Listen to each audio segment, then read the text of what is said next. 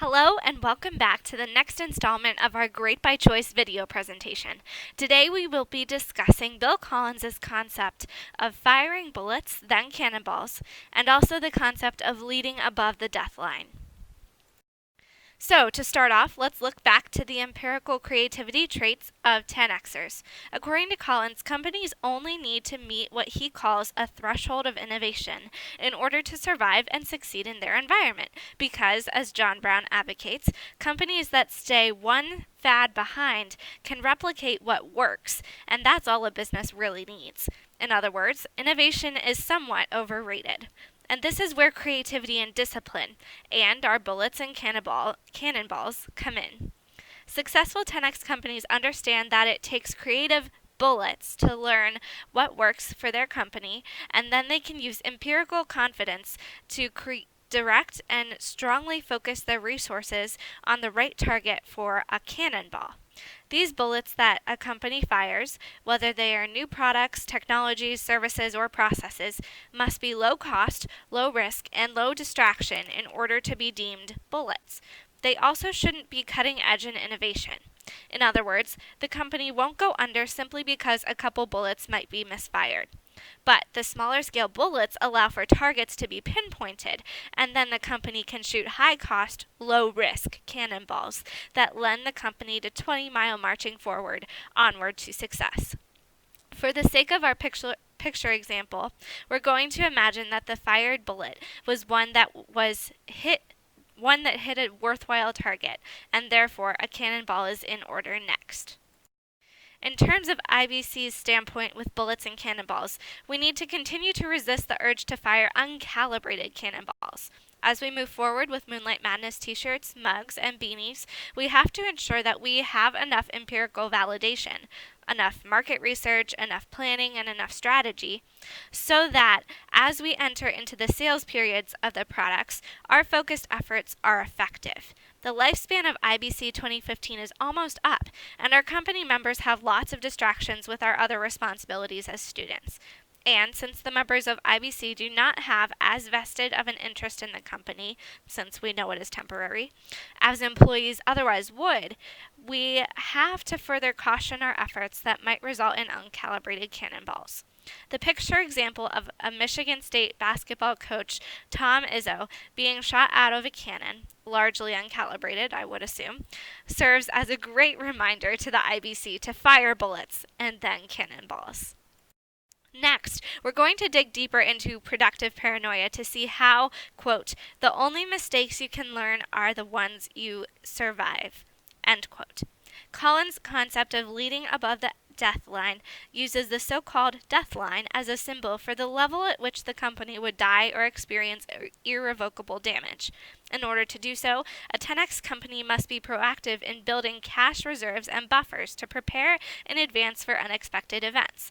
That way, when budgets are tight and revenues are low, or when some other bad circumstance arises, there is a safety net that allows the company to breathe and regain control of the situation without the pressure of the company's impending doom. A 10X company must also limit 3 different kinds of risk: deathline, asymmetric, and uncontrollable. Deathline risk leads to death of the enterprise, as previously mentioned. Asymmetric risk presents larger downsides than potential upsides to a decision at hand. And uncontrollable risk exposes the company to forces it can't control. Yet another skill 10X companies use to maintain their productive paranoia is zooming in, then zooming out. This skill requires a company to first examine and adapt to the changes in their environment, and then refocus in closely on perfect execution of its specific operations, which would actually be zooming out and then zooming in. The picture example here helps us remember the zoom out portion, especially as the caveman on top of the microscope would have realized that what the mammoth was a lot sooner had he zoomed out to the perspective of the caveman who is standing on the ground and seen the change in his environment. Zooming out and zooming in has become has been something that the IBC has been somewhat successful with. We have done our best to examine and adapt to our environment by thinking through worst case scenarios and contingency planning in regards to inclement weather for Glow Golf and potentially inadequate t-shirt pre-orders. We also have considered the potential competition with Renova's mugs in comparison to our 2.0 mugs, and as a result, we have made attempts to position ourselves differently in the mind of the consumer. We also have conducted some market research through our concept testing, but we know our research could have been more continual throughout the semester. We have zoomed in with each product and event on a small scale basis, thinking about the sales timelines and specific markets we are targeting, so as to avoid overlap and potential cannibalization during the sales periods. However, because we are a brand new student-run company, we have lacked perfect execution in areas such as the operation of the FIFA tournament when a game system malfunctioned.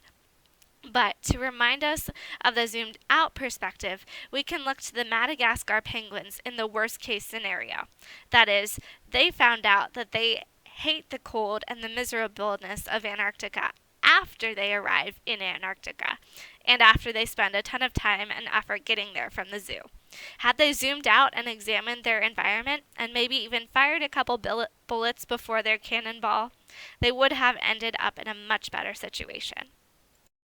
And of course, the IBC could not aspire to be a 10x company if we did not seek to improve our zooming out and zooming in behaviors. So, as a company, we can improve our zooming out with better time management. By doing so, we will be able to respond quickly and efficiently to the changing environment, which is key, especially considering the lack of time remaining in IBC 2015. Also, improvement can come through additional market research, potentially more concept testing and customer feedback surveys throughout the remainder of the semester. This will improve both our zoomed out and our zoomed in perspectives.